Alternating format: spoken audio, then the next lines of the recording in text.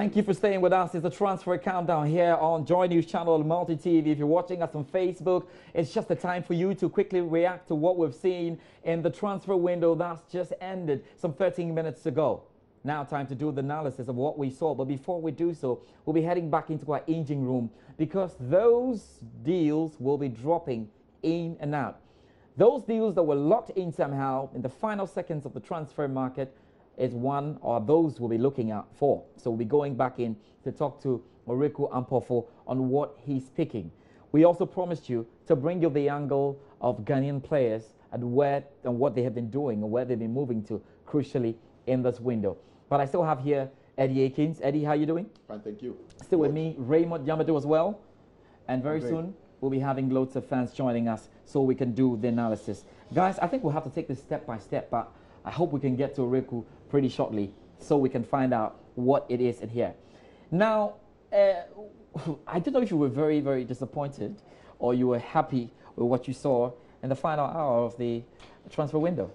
Well, I was expecting a situation similar to 2011 when we had the likes of Fernando Torres move to Chelsea and then Liverpool quickly move for Andy Carroll and then Luis Suarez. I was expecting a lot of drama on deadline day, but I think it has been a very quiet deadline day. I don't know what's actually going on behind the scenes, but I have a feeling that looking at how quiet Liverpool have been on Coutinho, there's something happening in there that we are still yet to find out. Again, there's no news on Diego Costa. I'm still expecting something on Diego Costa, and I'm still expecting some news from Manchester United on the Perisic deal. I still think that the excitement is not dead yet. Something will pop up soon in the next couple of minutes, because let's not forget that it took Chelsea 20 minutes after the deadline closed to announce the capture of Torres and David Luiz in 2011. So I'm expecting some more drama, you know, as the minutes go by.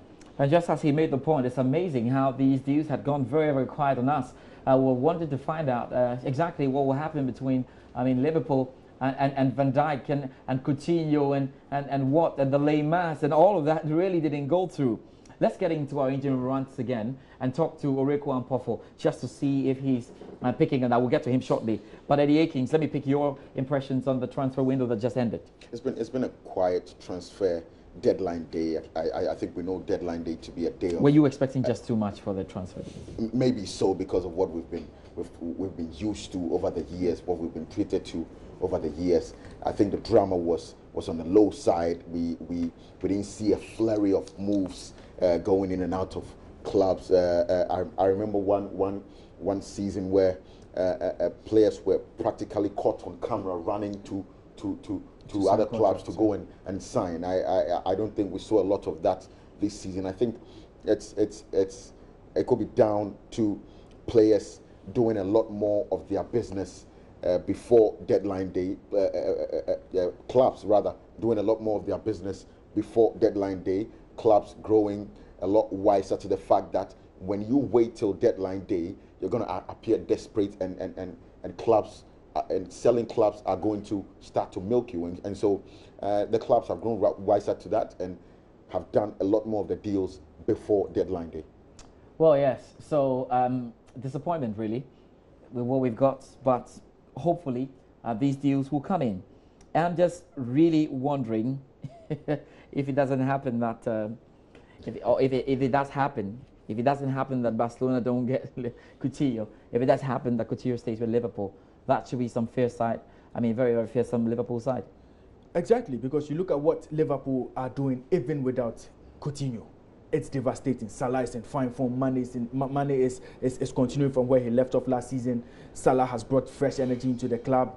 Sturridge is back alive again. Sturridge has been off colour for some time. Injuries and all have set in. But I think that we have seen a new Liverpool team. Firmino is in there with the goals. And this Liverpool team look very devastating when they attack. And so I think if Coutinho doesn't go and he stays, you know, what again Coutinho brings you is that individual brilliance. That moment of, that moment that gives you a talking point. That moment where he just gives you the spectacular. Liverpool with that would be a difficult team to beat next season. And I think that so far, I'm impressed with what Liverpool have done. A lot of us were expecting them to have gone into the market to bring in defenders and midfielders. But you look at manager Klopp and his focus on attack, because he knows that if he can score 5 and you score 4, he's won the match. So I think that he's concentrating on his attack. And these are managers who stay true to their philosophy. Attacking football is what they know, and that's what they live for. Well, a couple of deals that just confirmed right now. As I told you, they'll be coming in as we go down. Swansea finally re-signing Wilfred Bony for Manchester City. Now, that is a done deal. Those of you who are worried about Fernando Llorente from Swansea as well, Tottenham Hotspurs have completed the signing. And these are confirmed deals. It would interest you to note that Arsenal were very in it against trying to sign Riyad Mahrez. Whatever the case was, they were deep in it, and we're yet to find out if Mahrez has moved into Arsenal. That's one deal we're keeping our eyes on very, very closely. Now we know Barcelona are still knocking the door for Coutinho. The point is, Barcelona have 24 more hours if they want to sign Coutinho. Liverpool can't buy anyone though, but Barcelona can, because the Spanish transfer window will end 24 hours after this. That's exactly what we've got into, and we're keeping our eyes on that as well. So confirmed deals there. We know Blackburn Rovers as well are completing their deadline day business, obviously, by signing, they managed to sign Paul Downing from MK Dons on a season loan deal. Let's find out what more has been confirmed in terms of the deals that were stuck in, especially when the seconds were running down. Oreku Ampofu joins us again from the engine room. Thank you very much, Oreku, for joining us. Hi, George. Yes, Oreku, so tell us, what have you been picking in terms of those deals that have finally been, coming out after the transfer market has officially been closed? Yes, so we have had some drama, but before I start, some paperwork have been submitted to the Premier League. So that means that those teams would get some extra 2 hours to be able to complete all their paperwork. But then you look at Swansea City, and they were able to complete the signing of Wilfred Bony in the last 30 seconds. So he will be joining Swansea, which means that Llorente to Spurs has also been confirmed. That's all you picked up there? Hello? Yes. And let's deal with the other. So what are you picking up, especially with the Riyad Mahrez situation? We hear Arsenal were deeply involved. Any news on that? Yeah, we can't confirm right now because we don't know whether any team submitted any paperwork and would get an extension. But what we do know for sure is that Barcelona are still eligible to bid for Mahrez, as the Spanish clubs have 24 hours remaining. So there's still some movements that we should expect in the transfer window. Okay, so we'll be keeping this very, very tight and be coming to you, obviously, intermittently to try and get out those deals that are definitely coming through that. Thank you very much, Oreku Ampofu. And we'll try to get... Okay, he'll stay with us. We'll come back to him, of course. We'll do that, won't we? Yeah. But we'll be getting into the analysis, and we'll have to start with Liverpool. We can try and get a Liverpool fan on to have this discussion with, because everything has gone down for Liverpool. It's a very powerful attacking team, but sadly, so blunt defensively. Yeah, so blunt defensively, and that's been the Achilles heel for Liverpool. That was the problem for them last season, and it appears to be the problem for them this season.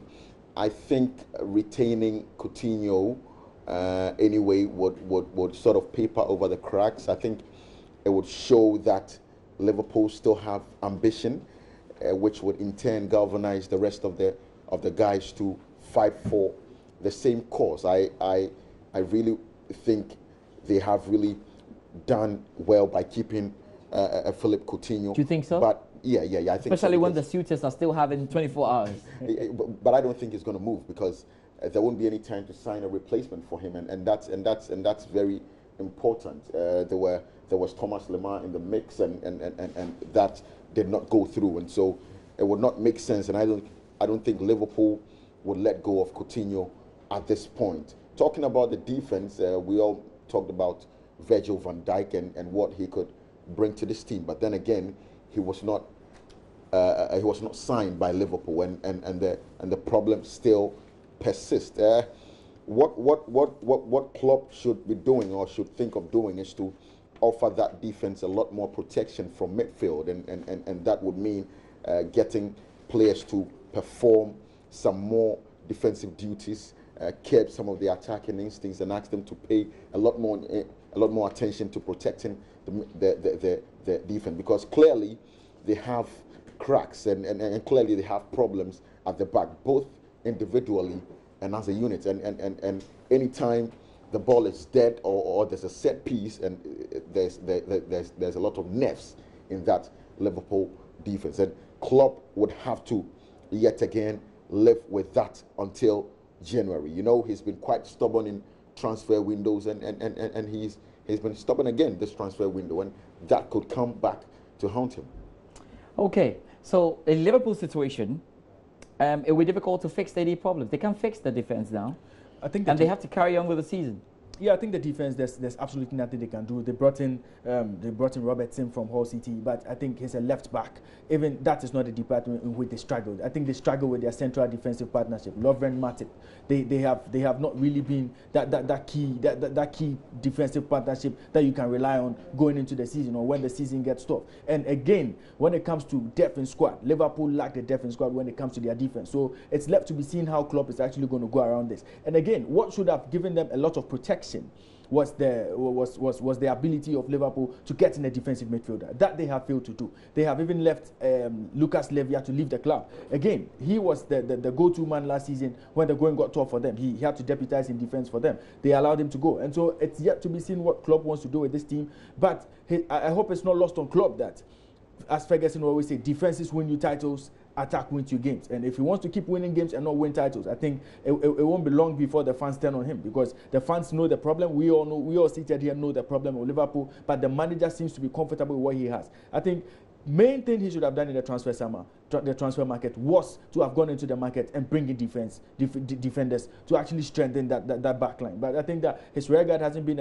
of primary concern to him. He went in for Salah instead, who we thought at the point was not a very necessary buy, but I think he brought him in anyway. So if he doesn't work on his defense, if he doesn't work on his central midfield, I think that Liverpool central midfield itself is very bare, because you look at a player like Henderson. Henderson performs well, but he cannot give you consistency all through the season, and I think that's a big problem for him. Milner was shoehorned into defensive role last season. I think he's going to continue there this season as well, and I think that there are problems with this Liverpool team. I think for the attack, they are devastating. They can blow away any team, but should they meet teams that can also attack them, should they meet teams that can play ball like they do, I think that Liverpool will be found wanting next season. Well, interesting coming in. I'll get to you quite shortly. There's another one coming in right now. Leicester City have made a request for an extension until 1 a.m. to complete deals for Silva and Drinkwater. Eddie, that indicates that Chelsea could not quite finish the business. Yes, could not quite finish the business, but would look to get the business over the line, because for Leicester to ask for an extension to get the deals of Adrian Silva over the line, it tells you that obviously they are quite resigned to losing Danny Drinkwater, and so it's quite some good news for Chelsea. It's very late in the day, but it's great business for them. Well, we have to talk about Arsenal shortly, and we'll be getting on these fans so they can talk about their clubs as much as they will. So very soon we'll have Liverpool fans on Skype, we'll have Arsenal fans on Skype, Man City fans on Skype, Manchester United fans on Skype, all across the world, and we get to do the discussion. But here is Arsenal, and this is the situation. At least when Arsenal played against Liverpool, we were made to understand that 7 players were not happy to play. They wanted to leave the club. Not all those players have left the club, and they're still with Arsene Wenger. What sort of a future are they looking forward to? Well, I think at this point, Arsene Wenger has to get some spirit back into this team. He has to galvanize the squad. He has to get to his players. He has to get the players to understand that they have to be professionals at this point. Because you look at how Alexis Sanchez played for Arsenal against Liverpool. He played as if he wasn't interested in the game. And that was a player who certainly wanted to leave. You look at Mesut Ozil. Ozil wasn't happy playing for Arsenal on that day. You look at how Oxlade-Chamberlain played that day, and he certainly wasn't happy to play in the team. So now, I think that the transfer market is over. Arsene Wenger has the players that he needs. These are players that he has to go to and try to get the best out of them. Because you look at last season, for instance, when the going got tough for Arsenal, when the fans were protesting week in, week out, Wenger out, I think it got to the players. But Wenger managed to get the best out of these boys in the FA Cup finals for them to beat Chelsea. So I think that Wenger has to go back to his management books. He has to go back to his players and start talking to them. Try to get the best out of these players. Because I don't know how that happens. I don't know how that happens, actually. Because we felt at a point, and only last week, in a few days, that there was huge tension between Arsene Wenger and a couple of players. Yes. We had never seen Arsene Wenger at a press conference so egged as he was. Didn't really want to talk to the players. they didn't really want to talk about the players. He often is able to shield these players. But there is truth in the fact that he has problems with key players. If those key players have not moved in the Chamberlain situation, Arsene Wenger told Chamberlain, you go, never come back. That's how wild it got. So if you are Alexis Sanchez or whoever, and you have not left the club tonight, what happens to you? No, I think for Alexis Sanchez and Mesut Ozil, I think what they have to down to is that they haven't been able to leave the club. They have just 1 year left on their contract. Now, it's two things for them. You run out your contract, or you extend your contract for a huge fee. Now, if they extend their contract for a huge fee, that would be the motivation for them to play for Arsenal and not win trophies. So I think that at this point, they'll be presented with two options. Arsenal's not the kind of club. No, but I think... Arsenal's the kind of club to give you money because you decided not to move. At this point, if Arsenal allow these players to go for free, it means that the ambition of the club would have been destroyed, and players would not. Arsenal would even struggle to attract players to the club. I think what has hurt Arsenal most in this transfer market is the reason is simply because they haven't qualified for Champions League. A lot of players are demanding Champions League football, and Arsenal are not there. That has been the problem for them. So I think Arsene Wenger has to now get to his senior players. Look, the season is over. The transfer market is over. What do we do? I think that they have to be professionals. I think what Wenger will be expecting from his players is for them to be professional. I think how would you resolve the situation? I think this season will be that acid test for Arsene Wenger's man management skills, because he's got a lot of issues on his plate already. He's got a dissatisfied Sanchez who obviously wanted out of the club and did not get that. And now you're asking, how is Arsene Wenger going to get Alexis Sanchez to buy into this season project and churn out those kind of performances that he usually churned out last season? And that's going to be a big worry. What is he going to do? Is he going to play him for 2-3 games and make a decision, or he's going to say, okay, you wanted out of the club, so I'm shipping you onto the bench, or I'm putting you on the bench because I feel your head is stern, and so psychologically you are not ready for this season. He's got critical decisions to make. And for Sanchez, will he be in that state of mind to churn out those performances week in, week out? Because the world of football knows Sanchez clearly did not want to stay at Arsenal, but he's been a victim of circumstances, and it will be very interesting to see how well he puts himself about in matches, and the relationship between himself and coach Arsene Wenger. But one thing is for sure, Arsene Wenger's man management would be tested this season. Right, let's get on to Skype now and talk to the fans. I promised you that. So we're starting with a Real Madrid fan. Kusi is on the line. Kusi is here with us. Kusi, how are you doing this evening or this night? Okay, let's try to get Kusi on the line. Kusi, how are you doing this evening?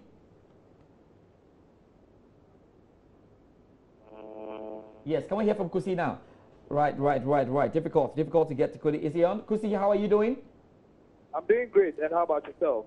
We're very, very great. I don't think you are too worried from the Real Madrid corner, but shall we talk about the entire transfer window? Are you happy with what you saw?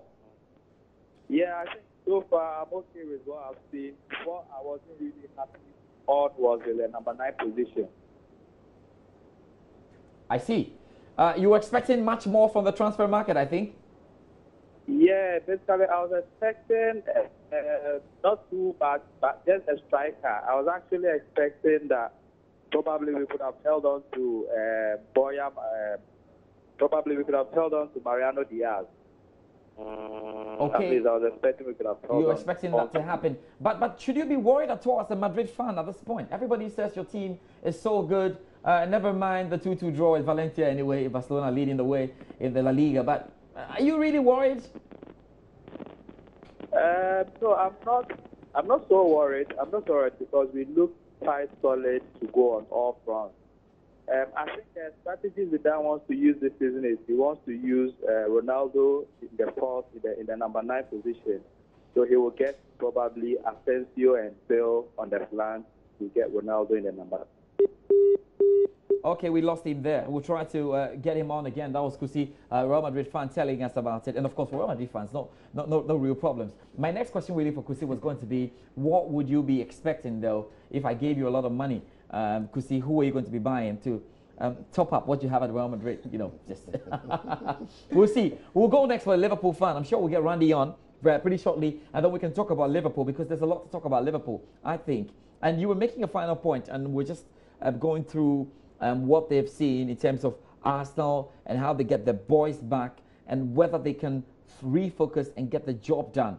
You say it was going to be the biggest test for Arsene Wenger, but can he pass that test of getting these boys back and doing the job? After all, Chelsea lost to what? Arsenal by some 3-0 and still came back and won the title. Losing by 4-0 to Liverpool is not the be-all and end-all, and that doesn't only kill you, does it? It's just how many games in the season. Yeah, and that's where Arsene Wenger must take it from and talk to the players about. Yes, they are off the pace a bit, but they've still got over 30 games to put it right. And all over the years, I think Arsenal's problem has been more of character and belief than anything, and with additional issues to sort out regarding players who've got their heads turned, players who really would start to question the ambition of manager and club.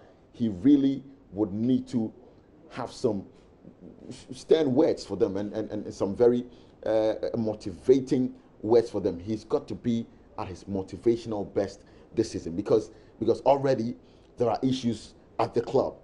Club losing 1-0 at Stoke City, getting beaten 4-0, where all 10 outfield players failed to turn up. And Wenger must really be thinking of how to pick up these lads from such a disappointing game and how to get the best out of them for the remainder of the season. Mind you, they've got a lot of, or they've got that habit of losing everything in the second half of the season. And everyone is watching with keen interest how they're going to navigate that second season. And that should be the focus for Arsene Wenger, trying to get them to believe in whatever he's doing there, trying to push them to perform more than they can give. And that's what he's not done in the years preceding this year. But I think he should do that this year if he's to get anything out of them. It's a transfer deadline day that certainly didn't give us too much information about those key targets from those clubs. We're talking about the likes of Thomas Lemar, and we're yet to get confirmation on exactly what happened to him. Coutinho, still no word from him. Manchester United's chase of Ivan Perisic, no word from there as well. Now, we can confirm a couple, though, as they come in, and it's finally confirmed. Even though it looked like it was slightly confusing that Barkley can make his mind again, it's totally confirmed. He turned down Chelsea.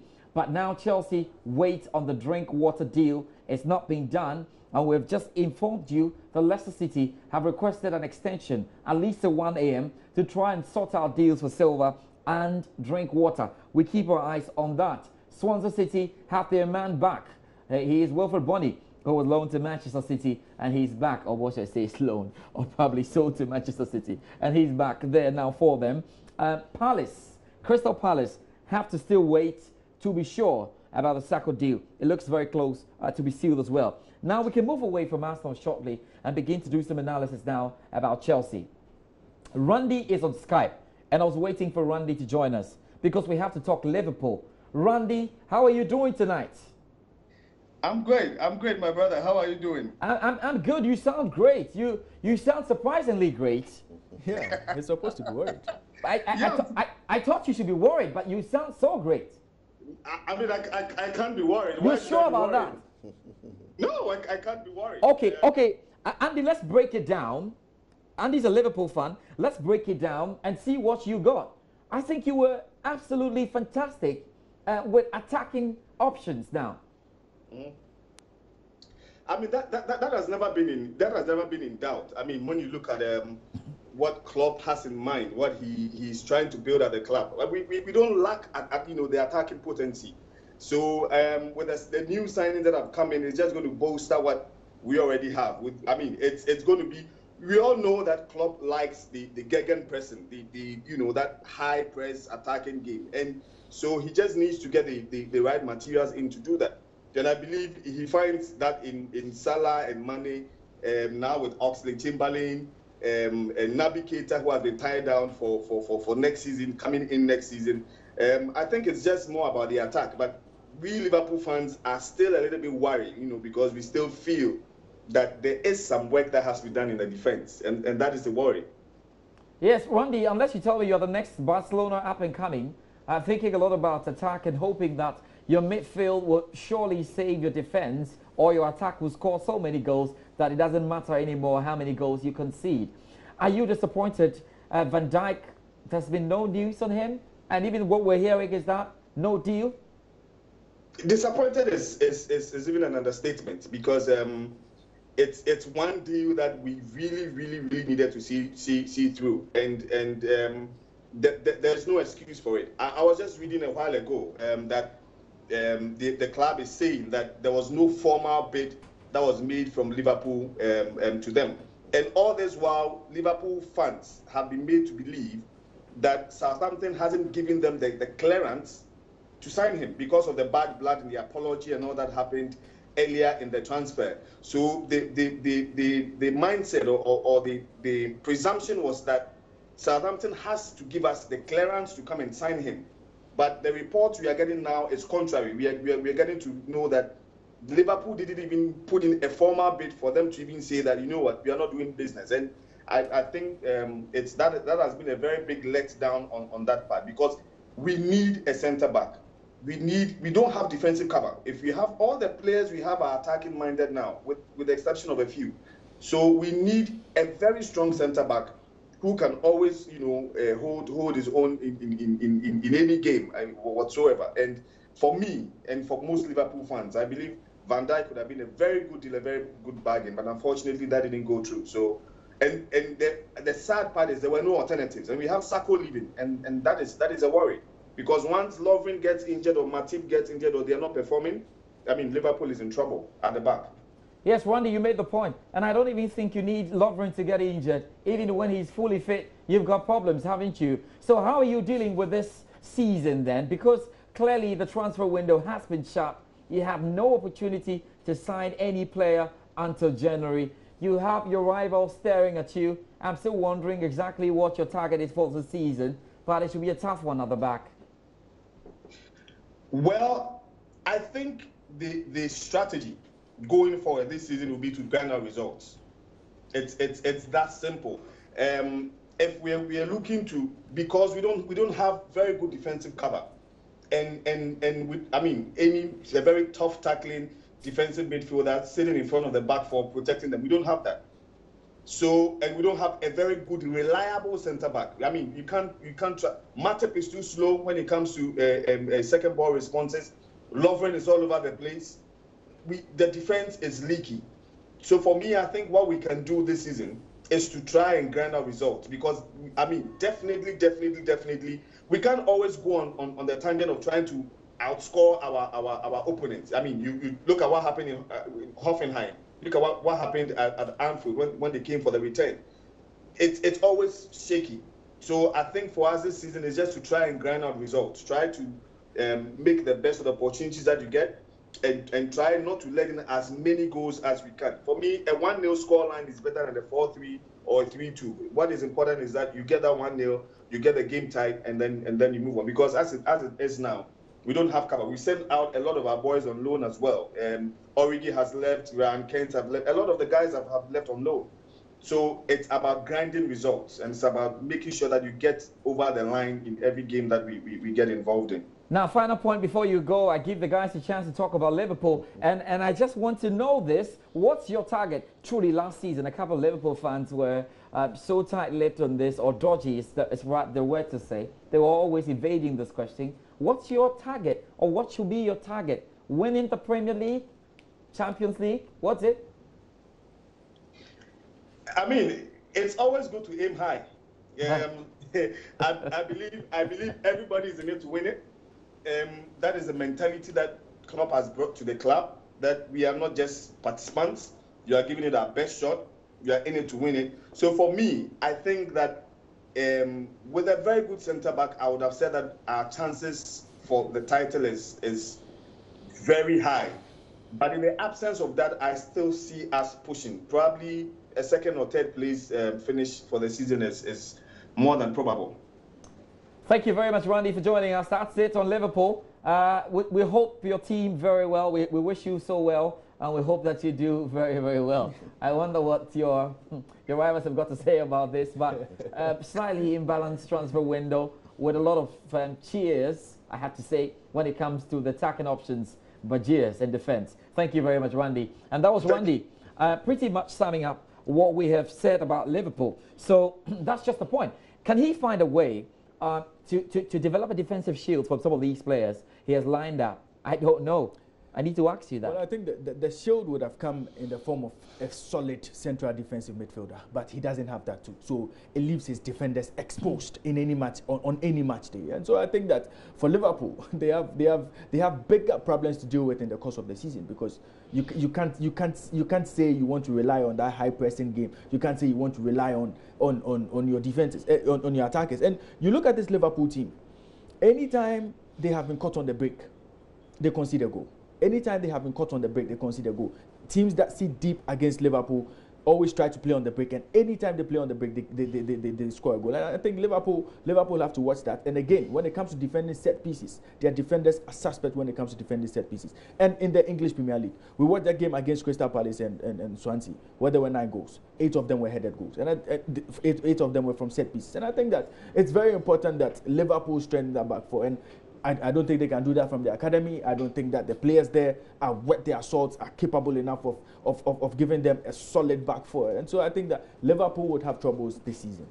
Well, definitely. We're trying to keep you updated on what's happening, and that you don't get slightly confused with what's been going on right now. We have to confirm a couple of deals that were stuck in just in the final seconds of the transfer window as it was shutting. So quite some interesting lines to look forward to. And just as it's coming out, we're yet to find out exactly why Liverpool missed out on Van Dijk. I'll be telling you that in a bit. We've got some big news coming in. We'll get back into our engine room pretty shortly, but before that, we'll get our Arsenal fans on and begin to do this discussion. But now I'll be shifting it slightly on to Chelsea until we get one of those up. So if we get a Chelsea fan, we'll be fine on Skype. We have to talk about Emenalo. He seems to be the man at the center of the controversies at Chelsea when it comes to the transfers. We've heard Antonio Conte say, I want to talk to the boss. I am not allowed to talk to the boss. It could be only one man standing. When Jose Mourinho was sacked, it was one man who said on television there was palpable discord between the coach and the players. It's surely one man who sits up there in the director's box only with Abramovich, the owner of Chelsea. Obviously, some good relationship going out there. He listens to him so much. He believes he saves the purse, and you cannot go around Emenalo anytime you want to buy. So we saw David Zappacosta, David Zappacosta. Yeah. That deal has been confirmed, and it will interest you to know it was Emenalo standing by him whilst he signed. Emenalo is in the mix, doing more, but Chelsea fans are not too excited about it. Let's look at this Emenalo conundrum and the fact that others have been talking about it. We've had coaches not too happy about it. I remember Jose Mourinho say, when Baba Rahman was signed, you know what he said? Is that the player you signed? And Jose Mourinho said, I think I trust the one who signed him. He didn't sign the player. He wouldn't use the players that were signed. Eddie Akins, how do you solve this, Emenalo? I think coaches moving into Chelsea must know one thing, that there is a structure at the club, and the structure is that there is a technical director who should be involved in a lot of the transfer of players, and so they need to appreciate that. For Conte wanting to speak with the boss himself, is that going to go contrary to the structure of the club? And I think it's a big yes. And so he knew the structure at the club before he agreed to sign for the club. Only thing now is for Emenalo, or the technical director, to try and see eye to eye with the coach's targets, because it's becoming quite of a character or a habit of not signing Conte's first choice targets. It happened in his first season. It's happened this season. And what could be the reason? Is it that Chelsea is gradually moving on from or shifting from those days of big money spending when the club was spending really directly out of Roman Abramovich's purse? I think for now, the club has gotten to a stage of self-sufficiency, and there's got to be a business model at the club. There's got to be quite some thinking going into every deal that involves money, and that's where Emenalo and Maria Granovskaya come in and look to do a lot of negotiations, which then would have rival clubs come in and then swoop the players away. For manager and sporting director, they've got to see eye to eye to work, because until that structure is broken, every manager would have to contend with Emenalo and Granovskaya. And going forward, I think Conte would have to know the kind of people who he is dealing with. They've got to do a lot more discussions. They've got to be frank with each other. They've got to agree on targets. Eddie, at the moment, all of this is not happening. That's true, but okay. but I understand. You really would not. I'll come back to you. Let me head on back on Skype, and I have Drake Hales, joining us right now. Drake is joining us from Oregon in the United States. Drake, how are you doing?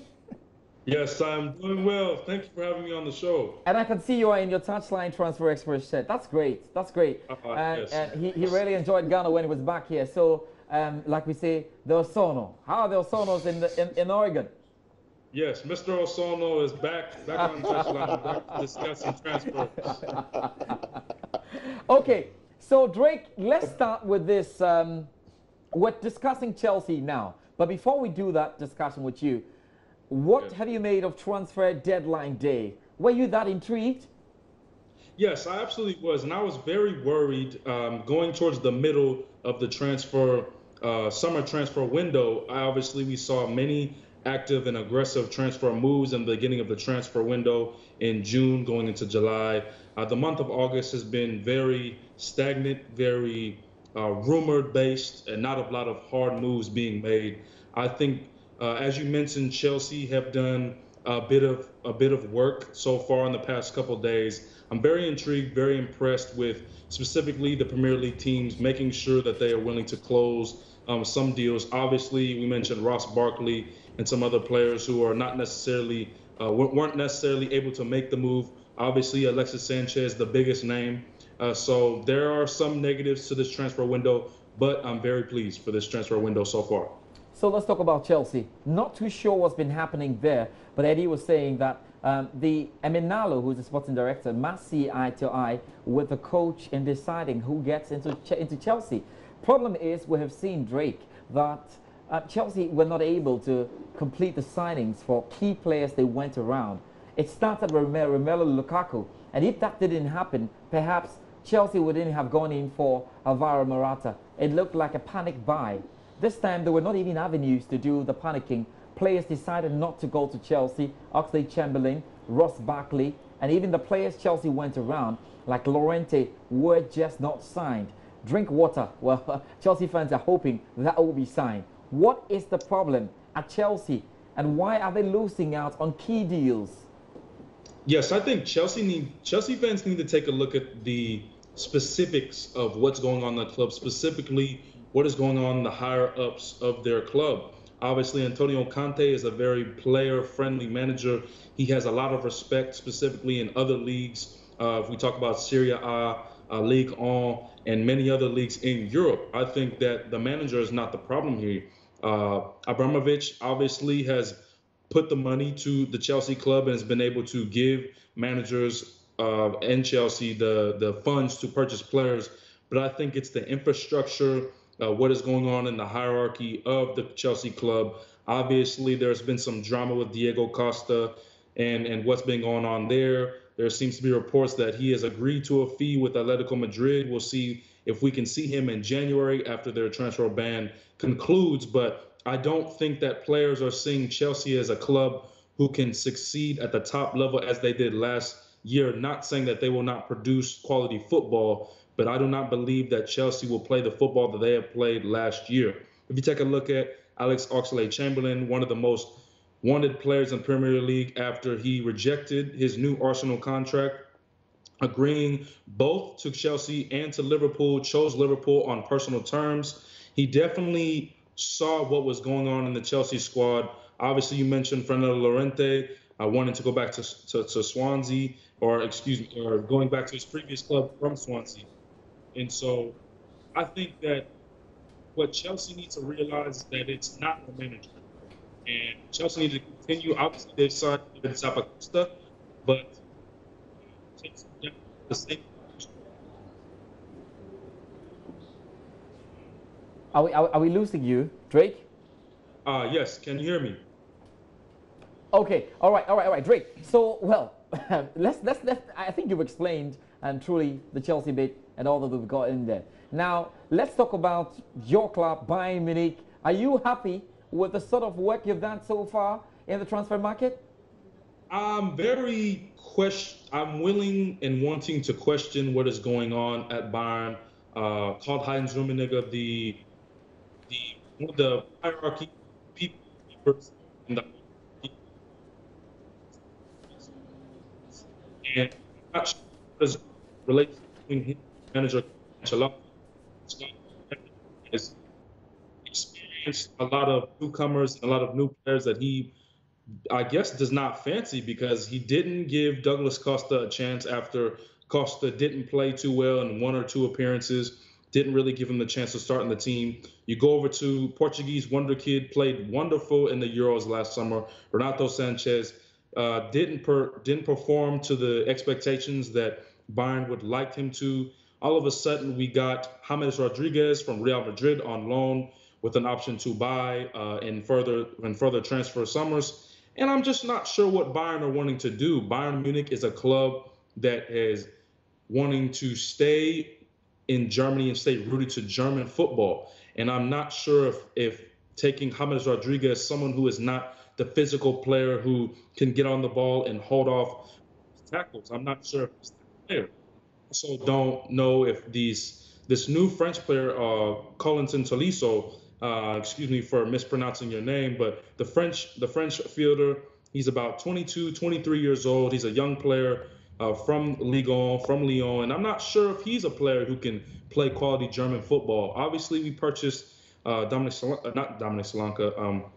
Nicolas Selke from another Bundesliga club. He is a German player, played well in Confederations Cup for the German squad, who did win the Confederations Cup. And so I'm not sure if they're wanting to go to another level and purchase more international players, or if they are still interested in keeping that German style. I'm not sure what Bayern Munich are doing this summer. Drake seems absolutely disappointed.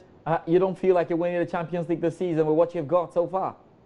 Yeah, I don't believe that Bayern Munich are making themselves more of a contender for the Champions League Cup final. I don't believe that they are getting closer to Real Madrid. I feel like they are going closer to Arsenal. I'm sorry to Arsenal fans, but clearly what the Gunners are doing this summer are very stagnant. Although they are not in the Champions League, they still strive to be a better club. And I don't know if Bayern Munich are making themselves a better club. I think if you are wanting to win the Champions League, it's very adamant and very prevalent and very obvious that you need to develop yourself like Real Madrid has, and better your midfield, better your defense. The Bayern Munich's defense is getting pretty old. Jerome Boateng is in his early 30s now, and obviously Javi Martinez and the defenders that we have are not athletic enough to survive the talents of Real Madrid or a Paris Saint-Germain or a Barcelona or what have you. So I'm very disappointed.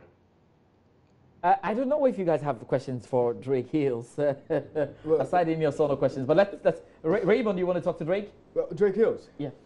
I think what Drake is not getting here is that Xavi Alonso retired last season. Philip Lahm has also retired. And you have aging attacking midfielders like Robin. Robin is 33, Ribéry is 34, Arturo Vidal is 30. These are aging players, and Ancelotti wants to replace these old players. Okay, and that is why he's brought in Tolisso. He's also brought in Niklas Saleh from Werder Bremen. He's brought in a left winger, Serge Gnabry from Werder Bremen. He had a fantastic season. He had a fantastic last season, and I think that some of these players, and he's retained Kingsley Coman. These are the players for the future for Bayern Munich, because if you look at what's happening at other clubs, they have found it very difficult replacing players that have left. So if you have the likes of Coman staying in, and you have the likes of Naby coming in, you have Sebastian Rudy coming in as a defender. I think that Bayern Munich have done very intelligent purchases in the course of the summer, and so I think that Drake Hills. I don't know. I don't know if you agree with him then. Okay, wait, just hold on. Eddie Akins. Just a straightforward question for Drake. To Drake. I think, Drake, do you believe the squad you have now is capable of winning the Champions League? Because I know Carlo Ancelotti was brought in for European dominance. And do you believe he's got the squad capable of challenging for the Champions League? Well, you know what, Eddie, I will answer your question, also tend to Raymond's concern and point here. First, to Raymond, I do acknowledge that we have bought quality players. These are great young players, players who are already in their international teams. They've gotten experience early. But at the same time, replacing Xabi Alonso, Philipp Lahm, and aging Franck Ribéry and Arjen Robben, who are very injury prone, I might add. These are not players that will do that job. Obviously, Colin Tolisso has the potential. We will have to wait and see. But I don't think that the players that we have bought will soon replace those players immediately. And when I mean soon, I mean in the next 1 or 2 seasons. And to Eddie's question, I do not believe that Bayern Munich have the squad to compete for the Champions League. And I mean getting past the expectations that they have already set for themselves. If you take a look at Bayern Munich and previous Champions League campaigns, they have run against the top La Liga squads that have been assembled in the past 2, 3, 4 seasons. We've obviously experienced injuries with our best players, with Robben and Ribéry and Jerome Boateng. But buying players like Tolisso will not help you. Obviously, we will get younger, and we will consistently become a younger team as our older players retire. But at the same time, it is time to advance past the expectations that we have for ourselves in the previous seasons. What I am trying to say is a double with the Bundesliga title and the Deutsche Pokal, the German Cup title. That is the minimum. We must go and challenge for the Champions League semifinal and get into the final. I don't believe that the players we have in this squad in this season, I don't believe Bayern Munich will challenge for the Champions. They will not be better than Real Madrid this year. Thank you very much, Drake Hills, for joining us all the way from Oregon in the United States. More coming your way. Thank you so much with that deep insight into Bayern Munich. I'm still here in the studio. Transfer Countdown on the Joy News channel and Multi TV. We've still got some time to go. Deals are coming in. Raymond Nyambedu here with me. Eddie Akins will be checking in pretty shortly when we come back from the break, of course, into that engine room to try and find out the deals that have been confirmed as we go. Quick one though before we step out. Crystal Palace striker Kesh Anderson has joined Swindon Town on loan till January. Now Ndiaye has signed for Wolves. That's a big one coming in as well. And so definitely signed in for Villarreal on a season-long loan right on deadline. Now we know that Palace have returned. They are very, very happy. And the return of Sakho pleases them. So to confirm this, Mamadou Sakho has moved in there to Crystal Palace. They are very, very excited. And the deals that were missed out on, what happened to Alexis Sanchez, what happened to Felipe Coutinho, and crucially to Thomas Lemar and Chelsea's Diego Costa. We're back after the break.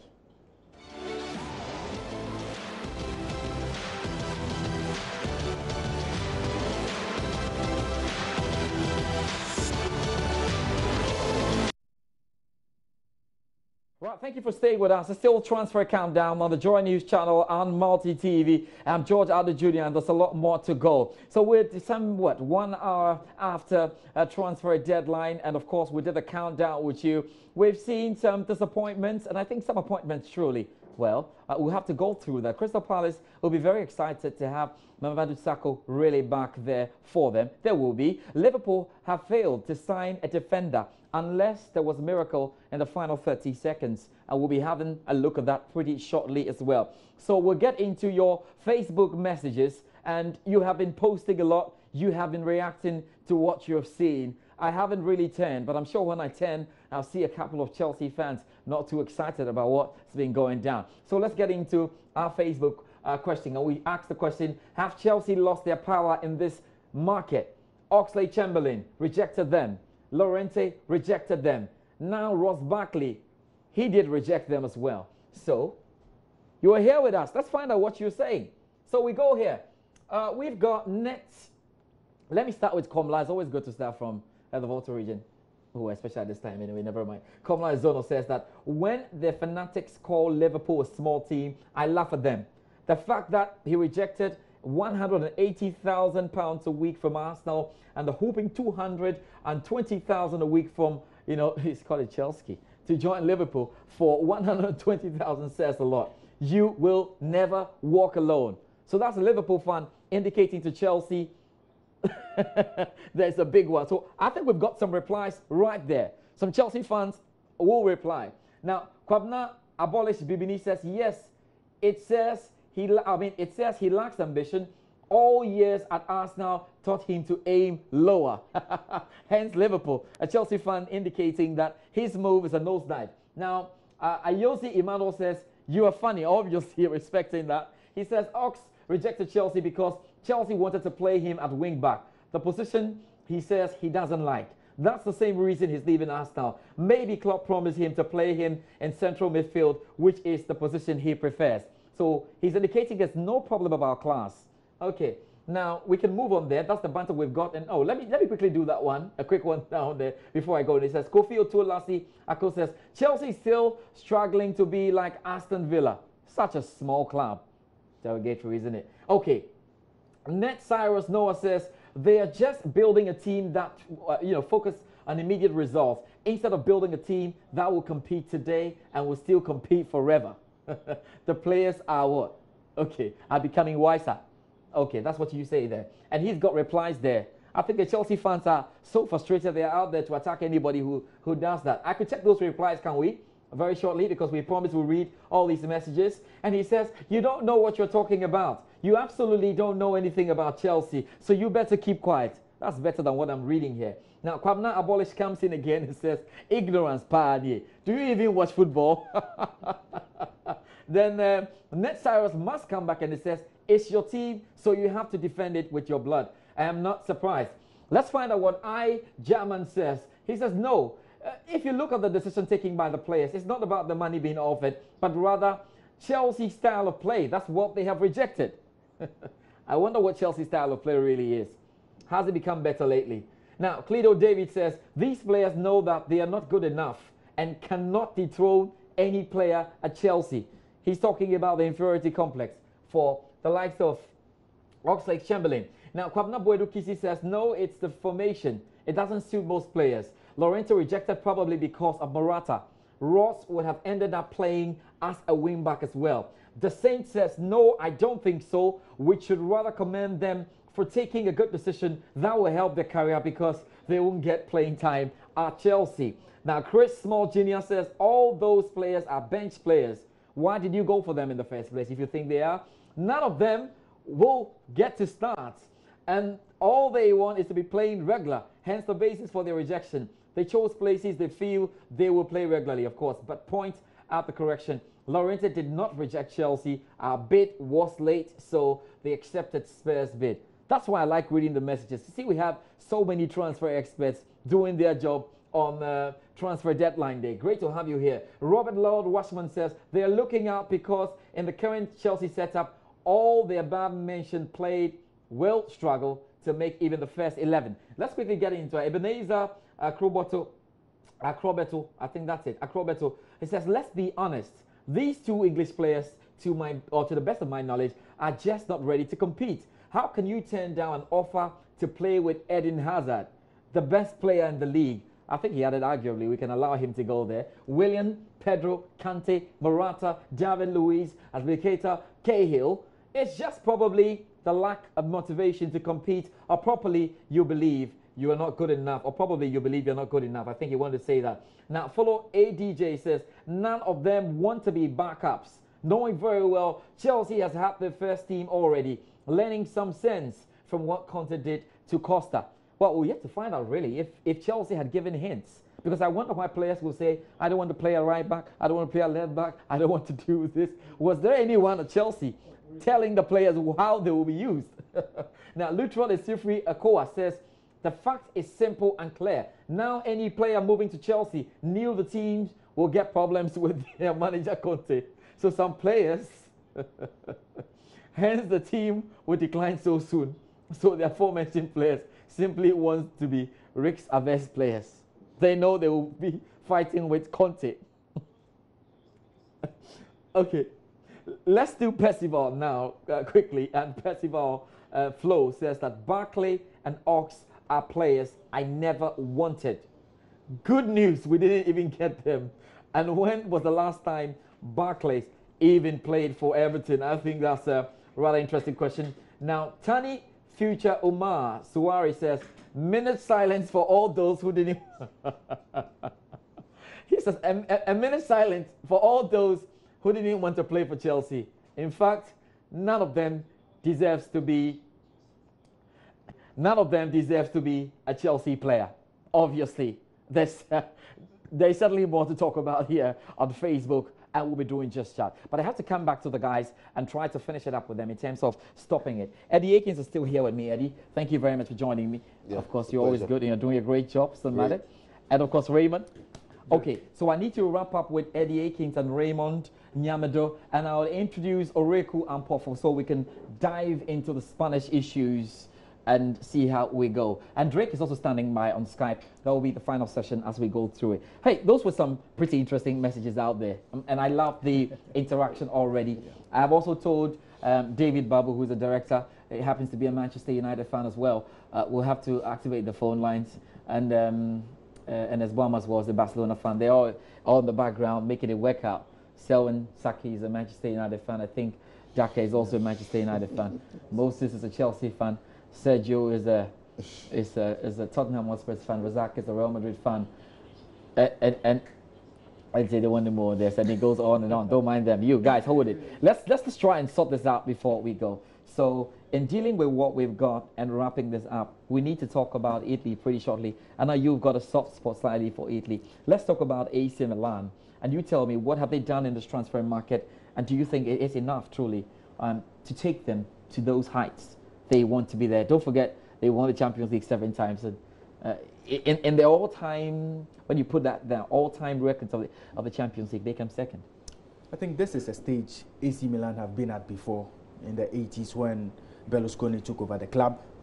You remember that he brought in a certain Arrigo Sacchi, who brought in the Dutch trio, the Ruud Gullit, he brought Marco van Basten, he brought in Carlo Ancelotti himself, and then he brought in Frank Rijkaard.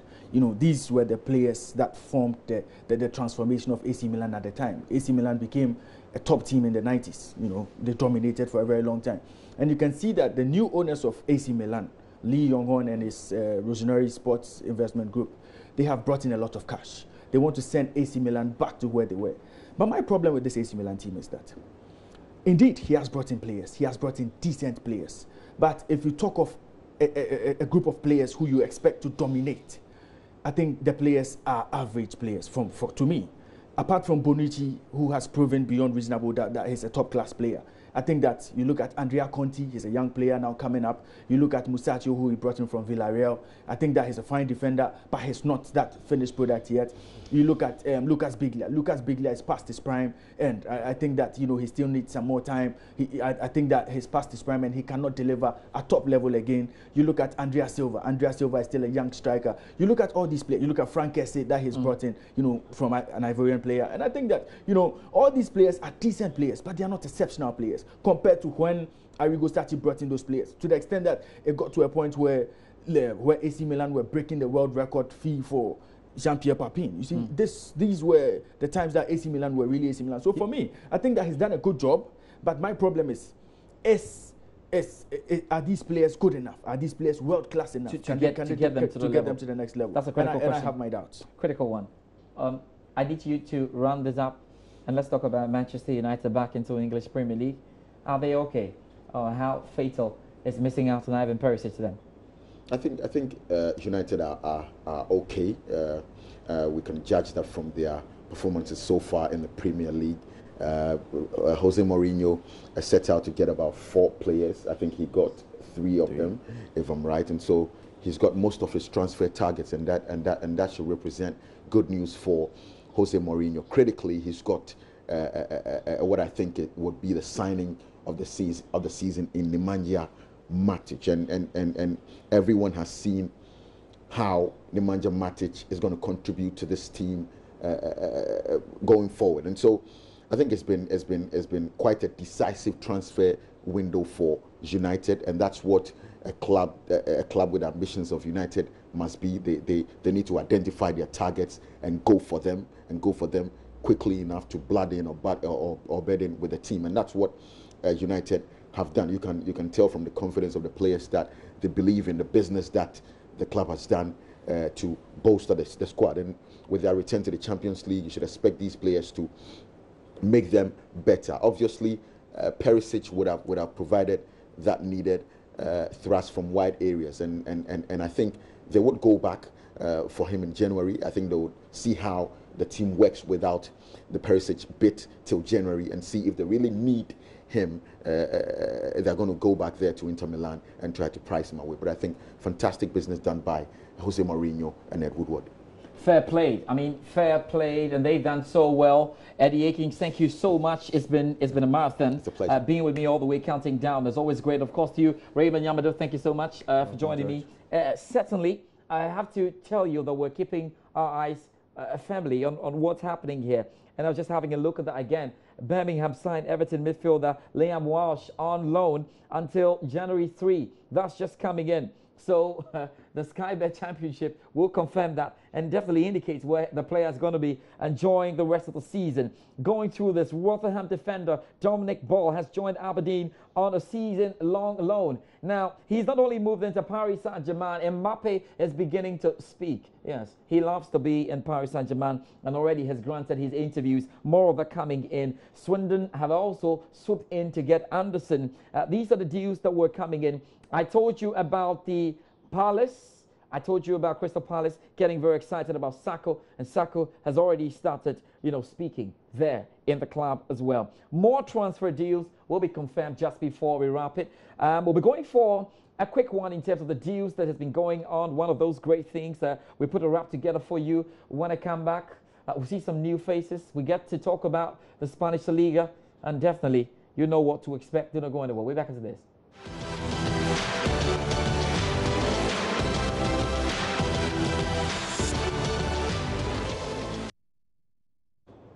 We're very close to the end of our show. It's been an exciting night looking at all the deals they have been going to. I know there are a few guys out there who are slightly disappointed because we expected the big guns to move. Coutinho, still no word on him. Van Dijk, no word. A little what we're knowing is that Liverpool definitely missed out on him.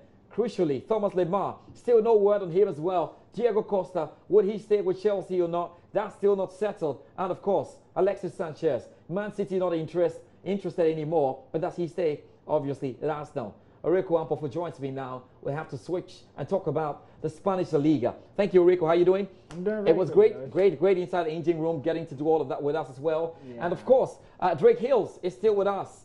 Drake, how are you doing as well? Yes, I'm doing well. Loving the new moves in this transfer market. Let's get to it. Let's get to it. Of course, that's it. We're getting to the Spanish La Liga right now. So we can talk about Barcelona, and I need to make the point again that they have got till tomorrow, 10 p.m., to end the transfer market. So that means that Spanish La Liga clubs have the opportunity to buy more players. That is something that's in there, obviously. But the others who have had their transfer windows closed cannot sell. Therefore, we can start with Barcelona and with the best guy to talk to about Barcelona. I don't know. This Coutinho deal looks like it'll be followed through even till tomorrow. Well, unfortunately, I have to say that I'm kind of pessimistic for this deal because Liverpool didn't really get a like-for-like replacement. I would have been hopeful if the Lamar deal went through, but then unfortunately it didn't, and Barcelona would have to pay some extra amount of cash, probably around 180, 200 million to be able to get Coutinho, and I don't see the Barcelona board taking that amount of risk. I think they may come down to maybe a Mahrez or try and go back to a Seri, but I know definitely Barcelona will try and sign one more player tomorrow. Drake, I don't know what you make of this. Does it mean that Liverpool has done excellent business to get in players and keep their most prized asset? Yes, I think Liverpool have done a great job initially defending such, hands down, one of the greatest clubs to ever play football professionally. A club who has been able to muscle their way into smaller clubs or smaller markets, if you will, and buy top class players, putting them on that great stage. And I think the Philippe Coutinho situation is very fragile. If you take a look at the different situations that's been going on, a lot of different, how can I explain this? Perhaps lies, really. If you take a look at the Liverpool side and what Philippe Coutinho has done, he has had trouble participating in some training sessions. He's even held out of training sessions pertaining to a somewhat of a back issue. But ironically, he goes to the Brazilian national team during this weekend's international break, and all of a sudden he's more healthier than he is. He's able to train fully with the squad. And clearly he's had some other issues and a lot of different information leak about what's been going on in his personal camp. And so if you take a look at on the La Liga side, Barcelona seems to make a desperate move. And I don't think this Philippe Coutinho deal will pan out. I think that Liverpool are very strong in their side, and I don't think that they will let Philippe Coutinho leave that abruptly, especially after his actions. And we just need to state that Philippe Coutinho could leave to Barcelona. Could. It's open because the transfer market is still open for Spain. That's just it. So would Mahrez or any of these other players mentioned be a good replacement in trying to fix this this Barcelona team?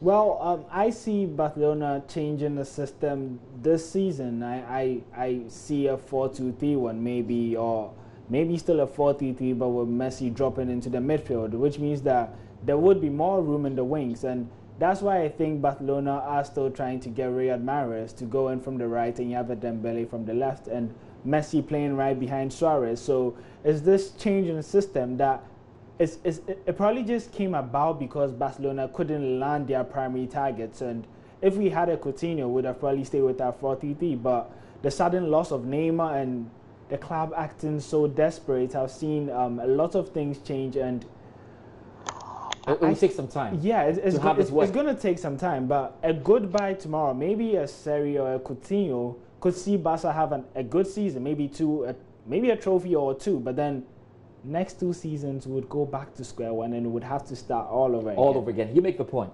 But we have to go and talk about Atletico Madrid, Drake, shortly. Let's talk about Atletico Madrid. I'm not too sure how this Diego Costa deal has been sorted out. If Diego Costa does not move to Atletico Madrid, how does this really get sorted out? Does he still stay in Barcelona, play with friends, forget about professional football and do domestic football maybe?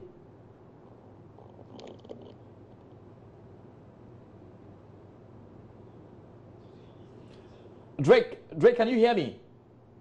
Yes. You cut out a little bit. I think I can hear you now. That's right. I was talking about Atletico Madrid. They were probably holding out to see if they could sign Diego Costa. Diego Costa wants to force the move. He doesn't want to come back to Chelsea. As things have panned out right now, he's not moved anywhere yet unless there was drama. And I'm not seeing any of that as we go through this. How does this get resolved? Because he doesn't want to play professional football unless it's with Atletico Madrid. It's domestic football pretty much for him now. Well, George, I have never seen a player who has been willing to hold out for such a long time. If you take a look at the move, if he decides he doesn't want to play for any club, regardless of who they are, specifically in the Premier League, and he wants to wait until he can play for Atletico Madrid, he would have to wait until January of 2018. And currently it is, it's August of 2017. And so that's a lot of time away from professional football. I don't think that this move would pan out unless Diego Costa is willing to meet Chelsea halfway and be willing to be loaned out before the winter transfer window. And I've read reports, according to Marca, the Spanish newspaper, that Atletico Madrid has agreed to a deal, presumptively, with Chelsea. Obviously, Diego Costa would not be able to play, sort of like Arda Turan when he left and went to Barcelona. And all of a sudden, he was a player who was really had high expectations, but wasn't able to play until January. So I don't think that it would be a great move for Diego Costa to leave and not play any professional football and try to, redeem himself in the winter. I think that if Diego Costa is willing to make this move and make this move happen, he will need to go to somewhere else before he goes back to Atletico Madrid. Costa still has time. If he doesn't want to move within, of course, England, he has a chance. He has time. Let's see who comes for him. But we'll have to talk about Real Madrid. A lot has been said about them, but there's a slight feeling somewhere that Real Madrid needed one or two additions. Yeah, I would say in the attacking department, I still don't see them as a team with a direct number 9 whose focus is on scoring goals. I think Benzema has lost in that sense, and he's probably gotten used to the fact that, Benzema is the type of striker who makes space for Ronaldo and sacrifices a lot and links up the play, that he's actually forgetting his primary duty, that's to score goals. And if he's not doing that, then it's now all up to the midfield. You look at their last match against Valencia, and the attacking department is not scoring. And unfortunately, they're not going to have Ronaldo for some amount of time. And it is going to have a toll on them because these midfielders can't always step up. Benzema had a clean chance to put Madrid 3-2 ahead, and he put it wide again. And I felt that they should have really pushed for the Mbappe move because he would have brought in a lot of goals, and he is more direct and he's more concentrated about scoring. And that's probably the only department where I would say Real Madrid are slightly weak, but they don't really feel a lot because they have a lot of goals from midfield and their defense. So they should be able to survive this season without a striker. Thank you very much, Rico Ampofu, for joining me on the show. It's been great, everything that you've done. A big thank you to you, Drake Hills, all the way from Oregon in the United States. And I have to say a big thank you to all of you who sent us your messages on our Facebook page. Absolutely doing so well here. A big thank you to the entire crew. We'll probably have to do an extra 30 minutes you're thinking about. Big thank you to director David Babu. Excellent job, Odro. David Babu Odro. Any of them works out, isn't it? I have to say special thanks to Ernest Boama, who's been running about all the way 3 days ago, just making sure everything was just on point. I have to go back to the graphics department, say a big thank you to Enes Osari, Ellie, and everybody who worked on that, to Johnny, everybody mixing that now, post-production. Thank you to Selwyn Saki, thank you as well to Jackie, thank you to Moses, thank you to Sergio Manucho. We've got everybody making this work. Big thank you to all the bosses at Joy News for putting this really together as we've gone through this. If you are still by your radio sets, radio has got some 30 more minutes to end. Here on television, it's about time to say bye-bye. What a night we've got. I know there were disappointments because we didn't see the big guns moving, but I thought we had some appointments. At least we got deals. This is what we've had in this transfer window. We definitely will be doing something like this again in January when the clubs get their monies ready and when they're ready to push in those. My name is George Addo Jr., standing in for the entire crew. Thank you once again. See you then.